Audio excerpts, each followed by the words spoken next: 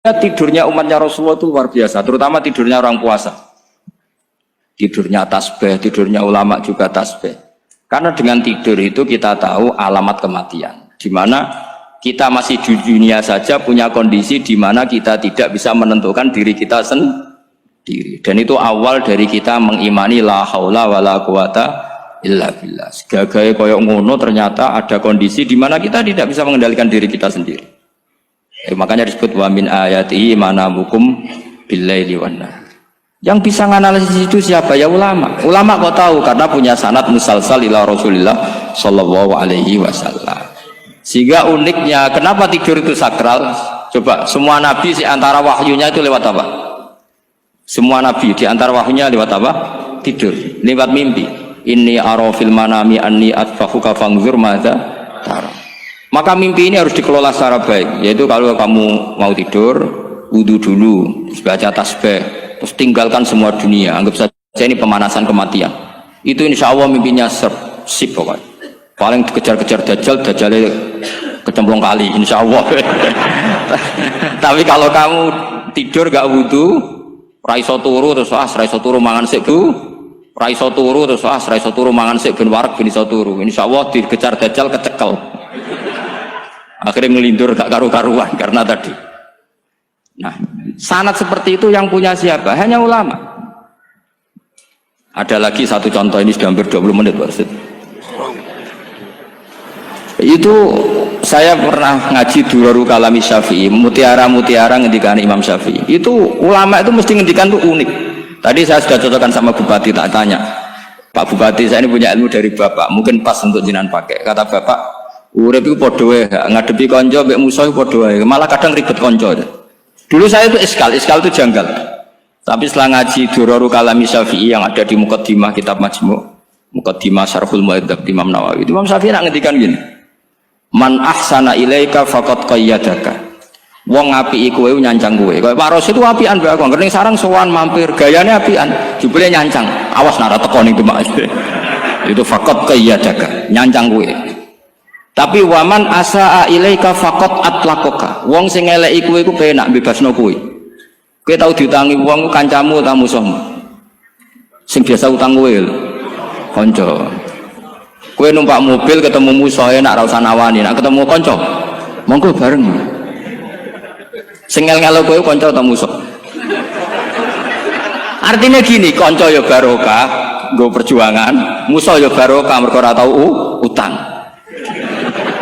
Jadi segampang itu ulama melihat kehidupan tuh. Man ahsana ilaika faqad qayyadaka wa man asaa ilaika faqad atlaqaka. Jadi akhirnya kita hidup tuh berkah terus. Di konco ya enak kados kula di konco Gus Zofur nak kula mboten saged fikih musyawarah, ra iso tasawuf musyawarah. Di konco Pak Rosid, konco rai sederhana. Pokoknya duit. Tadi kurang contoh. Kalau rai Arab kan enggak sederhana, Pak. Wajahnya mewah terus. Ekonominya juga sederhana. Saya sama Rosid sama-sama gak kaya. Jadi tadi nyontohkan kan Gus Zofur sama Gus Baknya ngebis. Memang saya sering sama Gus Zofur ngebis sampai sekarang masih sering.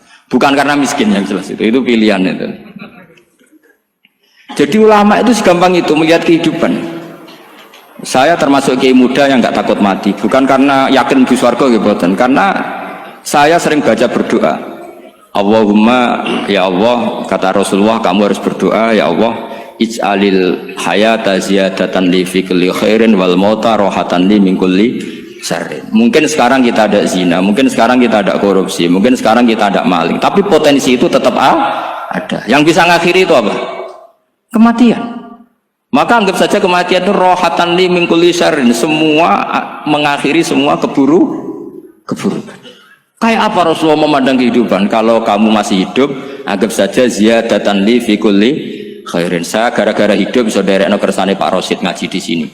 Ikhlas Pak Rosid itu sangat ikhlas. So derekno senior kula dipaksa nggih gelem, diintimidasi nggih gelem. Wah itu barokah. Nanti setelah saya mau mati, pikiran saya juga akan ridho-ridho saja. Ya Allah, ini akhir dari segala potensi keburukan saya. Sehingga kiai NU, kiai alim itu ada bajingan, tukang ngemel wong kok mati. Saya gitu Pak, niki saya.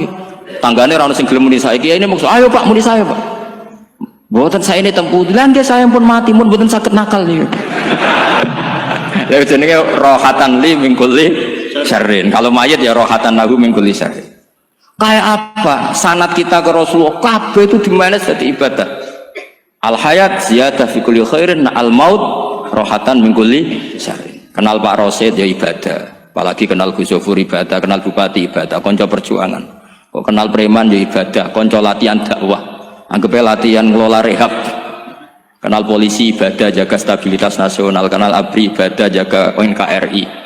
Kenal orang nakal ibadah, dianggap pembina. Semua itu ibadah. Kayak apa ajaran agama ini? Semuanya baik-baik saja. Tergantung niat. Tapi sanad ini siapa yang punya? Hanya ulama. Nah ulama itu siapa? Ya orang yang kamu ketemu. Dalam konteks ini Mbah Mun. Mbah Mun ngajari kita macam-macam. Mbah Mun ketemu orang siapa saja hormat. Saya kemarin bikin makalah untuk beliau, termasuk saya cerita dari riwayat Rasul Aqli ba'dal iman billah at-tawaddud ilan nas wastina'ul ma'ruf ila kulli barrin wa fajirin. Inti iman setelah akal menentukan kita iman kepada Allah, akal setelah mengantarkan logika iman kepada Allah, akal itu kita gunakan at-tawaddud ilan nas supaya kita bersikap simpatik dan melakukan kebaikan kepada siapa saja. Karena barokahnya kita simpatik nak ngandani wong nggih gampang. Misalnya kita di kiai alim sundulang itu sampean mbek tonggo modit, ketemu wong berengut, sing ape ngandel iku sapa? Sementara sing preman, ayo ngopi nggonku sik tenang ae. Sing kiai ini orang begawean gak ada kopi kowe. Akhirnya sing preman sakhok di pengaruh, sing kiai ini bakhil gak duwe pengaruh. Itu tidak boleh kejadian seperti itu. Makanya ada riwayat wastina'ul ma'ruf ila kulli barrin wa fajirin. Jadi kula suwun sanad-sanad seperti itu tidak boleh hilang. Saya itu kitabnya Bangun Al-Ulama Al-Mujaddid itu setengah hafal, sampai sekarang masih tak baca. Kalau mau tidur tak baca, bahkan di tas saya itu ada terus. Ya karena kalau saya di Jogja kangen Bangun baca itu, ketika beliau masih sugeng, apalagi sekarang. Karena jangan sampai saya ini punya fatwa yang mukhalif terhadap fatwanya Mbah Mun. Ini terutama warning sama santri sarang, nggak boleh. Terakhir itu Mbah Mun punya kecenderungan, punya pikiran kayak Yusuf Qaradawi. Ya potensi wajibnya zakat khodrowat fawakih.